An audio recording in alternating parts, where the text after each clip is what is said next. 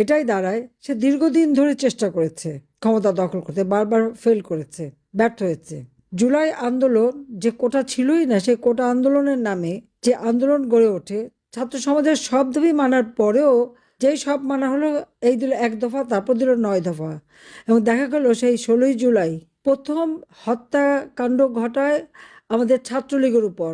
সজীব নামে ছাত্রলীগের এক ছেলে তাকে নির্মমভাবে হত্যা করেছিল সেই ঢাকা কলেজের সামনে মিরপুর রোডে।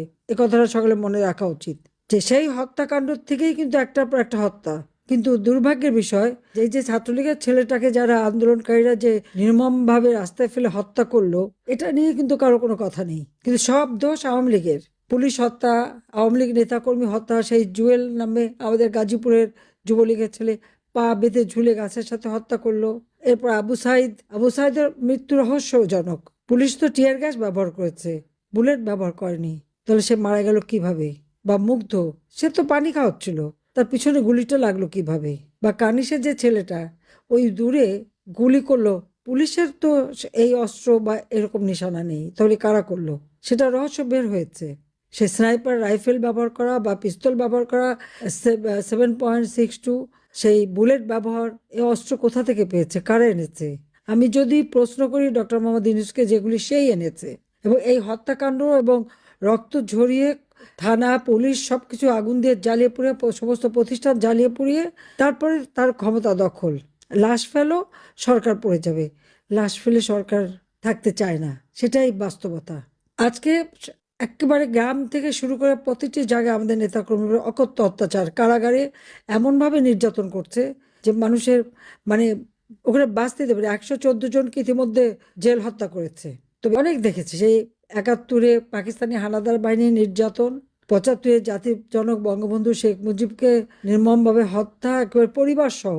এবং আর আওয়ামী লীগের অগণিত নেতা কর্মীর উপর জুলুম অত্যাচার। কিন্তু তারপরে আওয়ামী লীগ নিঃশেষ হয়ে যায়নি, আওয়ামী লীগ নিঃশেষ হয়ে যায় না। আওয়ামী লীগকে তারা নিষিদ্ধ করে, আওয়ামী লীগ নিষিদ্ধ হয় না। কারণ আওয়ামী লীগ জনগণের সংগঠন, কারো পকেট থেকে বের হয় নাই। অবৈধভাবে ক্ষমতা দখলকারীর হাতে গড়া সংগঠন আওয়ামী লীগ নয়। আওয়ামী লীগ জনগণ দ্বারা সংগঠিত সংগঠন। এটা আওয়ামী লীগের প্রত্যেকটা নেতাকর্মী সেই আত্মবিশ্বাস থাকতে হবে এবং সেভাবেই চলতে হবে। আমাকে খুনি বলে 1400 লোক নাকি মেরেছি। আমি চ্যালেঞ্জ দিচ্ছি ডক্টর ইউনূসকে, এই 1400 জনের নাম ঠিকানা দিতে হবে। বলেন আপনারা 1400 নাম যে হত্যা করেছে, নাম ঠিকানা দেন। জাতিসংঘে বলে দিল, জাতিসংঘ মানবাধিকার কমিশন সেই তথ্যটা বলে ফেললো। এখন দেখি চ্যাথাম হাউস, কমনওয়েলথ থেকে শুরু হয়ে যে যখন যা লেখে বলে 1400 জনকে হত্যা করেছি। আমি প্রত্যেকের কাছে আমি জানতে চাই, আমি পুরো নাম ঠিকানা চাই, কোন 1400 জনকে হত্যা করা হয়েছে।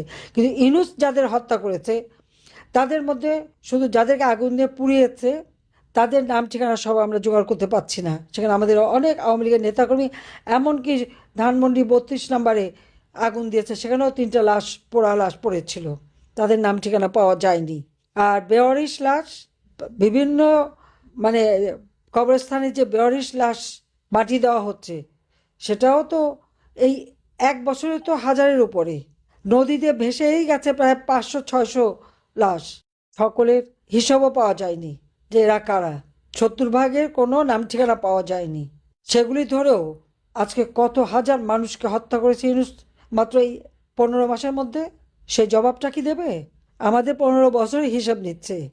2024-এর 15 জুলাই থেকে যে হত্যাকাণ্ডগুলি ঘটেছে, সেই জুলাই মাসের 15 তারিখ থেকে যে হত্যাকাণ্ড, সেখানে আমাদের আওয়ামী লীগ, ছাত্রলীগ, যুবলীগের ছেলেপেলেদেরকেও, স্বেচ্ছাসেবক লীগ, পুলিশ বাহিনী, এদেরকেই তো আগে হত্যা করেছে। কিন্তু তাদের কোনো নাম ঠিকানা নাই, তাদের কোনো কথাই। সবুজ আলী প্রথম ঢাকা কলেজের ছাত্র, তাকে যে হত্যা করলো এবং সেই সাথে সিরিজ অফ কিলিং, নারী শিশু কেউ তো রেহাই পায়নি। আসসালামু আলাইকুম।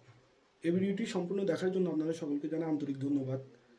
ভিডিওটি যদি ভালো লেগে থাকে অবশ্যই লাইক, কমেন্টস এবং শেয়ার করবেন। আর আমাদের চ্যানেলে বা আমাদের পেজে নতুন হয়ে থাকলে লাইক, ফলো এবং সাবস্ক্রাইব করবেন। ধন্যবাদ।